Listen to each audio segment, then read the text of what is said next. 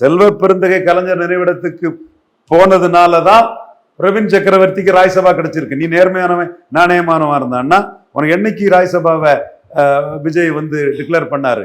காலையிலே கலைஞர் பிறந்த நாளுக்கு ராகுல் காந்தியை ஒரு எக்ஸ்ட்ரா பதிவு போட, மலர்களை போட, செல்வ பெருந்தகை கலைஞர் நினைவிடத்துக்கு போக, இது என்னவோ சிதம்பரம், செல்வ பெருந்தகை, சோனியா, பிரியங்கா, மல்லிகார்ஜுன கார்கே எல்லாமே செல்வ பெருந்தகை வந்து மீண்டும் அலையன்ஸை மாற்றி எடுத்துருவாரோங்கிற ஒரு அச்சம் வரவும் விஜய் வந்து ஒரு ராஜ்சபா காங்கிரஸுங்கிறத அனௌன்ஸ் பண்றாரு. பிரவீன் சக்கரவர்த்தி போயிடுவார். உடனே மீண்டும் இந்த அலையன்ஸை செல்வ பெருந்தகை, இவர் மல்லிகார்ஜுன கார்கே, சோனியா இவங்கெல்லாம் வந்து இன்னொரு சைடு தள்ளிடுவாங்கட அச்சம் வரவும் பிரவீன் சக்கரவர்த்தி உள்ள வந்துகிட்டு அலையன்ஸுக்கு ஒரு பேரை வைக்கிறாரு, இவரா ஒரு பேரை வைக்கிறாரு.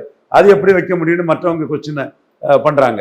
ஸோ காங்கிரஸ் கட்சி தனக்கு என்ன லாபம் எந்த இடத்துல கிடைக்குன்னு பார்க்குதோ அந்த லாபத்துக்கு பண்றாங்க. நம்பிக்கை, வார்த்தையை காப்பாத்துறது, கூட்டணி தர்மம் எதுவுமே காங்கிரஸ் கிட்ட கிடையாது.